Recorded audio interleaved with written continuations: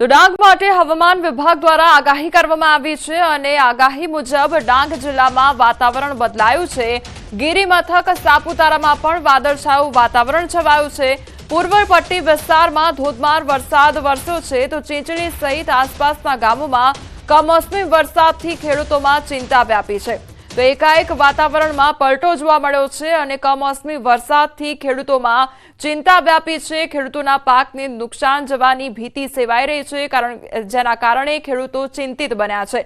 ત્યારે ચીંચલી સહિત આસપાસનો જે વિસ્તાર છે ત્યાં આગળ પણ વરસાદી માહોલ જામ્યો છે। સંવાદદાતા કેતન અમારી સાથે જોડાઈ ગયા છે। કેતન, એકાએક વાતાવરણમાં પલટો અને હવે તો વરસાદ પણ વરસી રહ્યો છે, કયા પ્રકારનો માહોલ છે ત્યાં આગળ? કોમલ, ચોક્કસની વાત કરું તો ગુજરાત સરકારના હવામાન ખાતાએ અને હવામાન નિષ્ણાત અંબાલાલ પટેલે પણ માર્ચના એન્ડમાં ને એપ્રિલના પહેલા વીકની અંદર માવઠાની આગાહી કરી, જે અંતર્ગત ખાસ કરીને દક્ષિણ ગુજરાત અને સુરત, નવસારી, વલસાડ, ડાંગ એ આગાહી કરવામાં આવી હતી। પરંતુ આજે વહેલી સવારથી જ ડાંગ જિલ્લાના તમામ મથકોની અંદર જે વહેલી સવારથી વાદળછાયું વાતાવરણ જોવા મળ્યું હતું, પરંતુ 4 વાગ્યા બાદ અચાનક જ જિલ્લાનું વડું મથક આહવા કે પૂર્વ પટ્ટી વિસ્તારની અંદર ભારે પવન સાથે વરસાદ વરસી રહ્યો હતો। વરસાદ વરસતા સાથે વાતાવરણમાં ઠંડક પડશે તો બીજી તરફ જે રવિ પાક નાગલી, વરાઈ છે અને ડાંગર અને શાકભાજી પકવતા ખેડૂતોને નુકસાનની ભીતિ સેવાઈ રહી છે। ખાસ કરીને ખેતરમાં ચોમાસા જેવો માહોલ પણ જોવા મળી રહ્યો છે। તો બીજી તરફ ગુજરાતનું એકમાત્ર ગિરિમથક સાપુતારા ખાતે પણ વહેલી સવારથી વાદળછાયું વાતાવરણ જોવા મળ્યું છે અને હાલ અમી છાંટણાઓની પણ થવા પામી છે। જી કોમલ। જી કેતન, સમગ્ર માહિતી બદલ આપનો આભાર। ગુજરાતવાસીઓના માથે ડબલ એટેક જોવા મળી રહ્યો છે। હવામાન વિભાગની હીટવેવ અને માવઠાને લઈને આગાહી કરવામાં આવી છે। ગુજરાતમાં 7 દિવસ સૌરાષ્ટ્ર કચ્છમાં હીટવેવની આગાહી।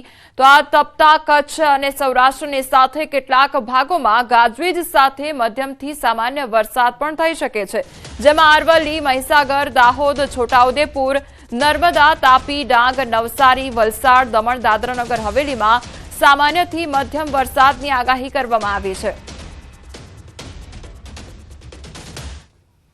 आने वाला अगले 7 दिन तक सौराष्ट्र कच्छ रीजन में हम हीट वेव का वार्निंग दिए हैं। इसमें जो डे 1 में हमारा जो डिस्ट्रिक्ट आ रहा है, इसमें हमारा कच्छ आ रहा है, इसमें राजकोट, जूनागढ़, पोरबंदर, गिर सोमनाथ, भावनगर। पोरबंदर में हम ऑरेंज वार्निंग दिए हैं, बाकी में येलो वार्निंग दिए हैं। और आने वाला अगले जो 7 दिन है, 2 से लेकर 8 अप्रैल तक हम हीट वेव वार्निंग दिए हुए सौराष्ट्र कच्छ रीजन के लिए। તો 5 જિલ્લામાં 7 વાગ્યા સુધીનું એલર્ટ જારી કરવામાં આવ્યું છે। ગાજવીજ સાથે માવઠું ત્રાટકી શકે છે। 40 કિલોમીટરની ઝડપથી ફૂંકાઈ શકે છે પવન। ડાંગ, તાપી, વલસાડમાં માવઠાનું જોખમ મંડરાઈ રહ્યું છે। નર્મદા, છોટાઉદેપુરમાં પણ એલર્ટ જારી કરવામાં આવ્યું છે।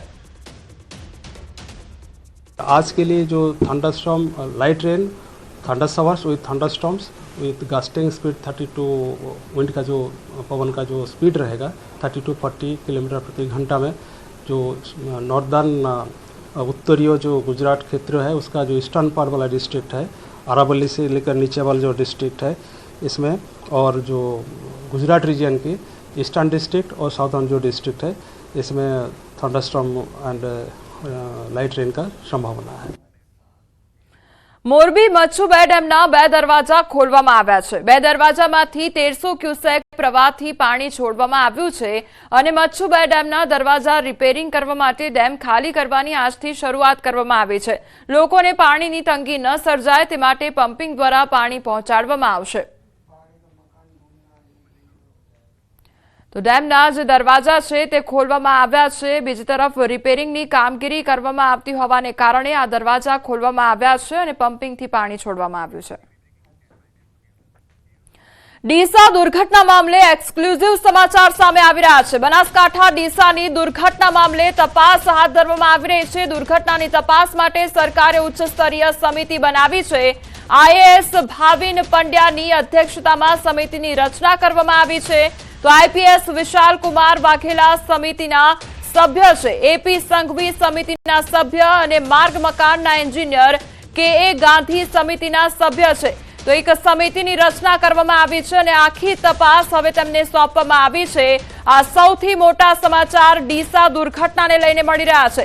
બનાસકાંઠા ડીસાની દુર્ઘટના મામલે તપાસ હાથ ધરવામાં આવી રહી છે, ત્યારે દુર્ઘટનાની તપાસ માટે સરકારે હવે ઉચ્ચ સ્તરીય સમિતિ બનાવી છે અને તેમને તપાસ સોંપવામાં આવી છે। આઈએએસ ભાવિન પંડ્યાની અધ્યક્ષતામાં સમિતિની રચના કરવામાં આવી છે।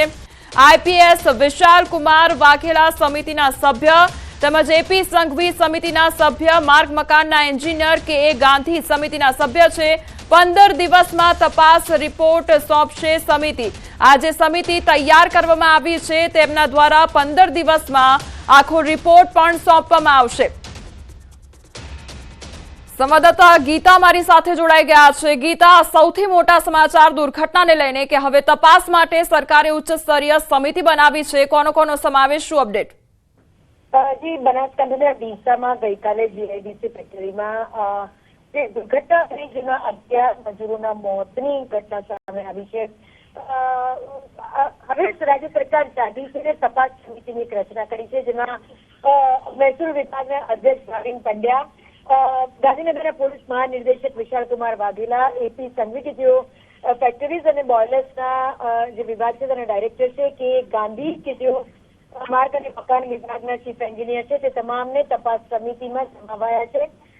તપાસનો કયા મુખ્ય મુદ્દાઓ રહેશે આપણે જાણવા માંગીશ કે ફેક્ટરીમાં સુરક્ષા માપદંડો અને નિયમોનું પાલન થયું કે નહીં, પછી એક્સપ્લોઝિવ એક્ટ જે છે જે 1884માં બન્યો હતો ને 2008માં એમાં સુધારા થયા હતા, તે મુજબની કાર્યવાહી થઈ છે કે નહીં, તે નિયમોના અનુરૂપ કોઈ કામગીરી થઈ છે કે હતી કે નહીં, અકસ્માત માટે જવાબદાર કોણ છે અને વહીવટીતંત્રની ભૂમિકા શું હતી, અને મજૂરો માટે કાયદા અનુસાર જોગવાઈઓ રાખવામાં આવી હતી કે નહીં, ફેક્ટરીમાં ઓટોમેટિક જે સલામતી પ્રણાલીઓ છે તે અમલમાં હતી કે નહીં, એટલે કે ચાલુ હાલતમાં હતી કે નહીં, સુરક્ષાના જે સાધનો હતા તે ચાલુ હાલતમાં હતા કે નહીં, આ તમામ જે દુર્ઘટના છે તેની તપાસ કરવામાં આવશે।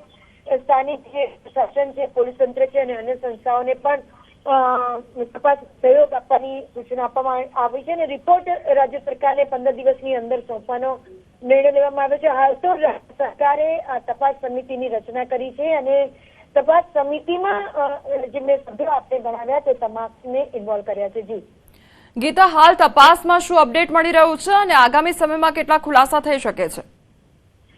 જી, તપાસ સમિતિ જ હવે રચાઈ છે તો તપાસ હવે થશે। જી, તપાસમાં એટલે કયા પ્રકારના ખુલાસા થઈ શકે છે ગીતા, અને આવનારા સમયમાં કયા પ્રકારે હવે તપાસ કરવામાં આવશે, કારણ કે શ્રમિકોએ પોતાનો જીવ ગુમાવ્યો છે, પરિવારજનો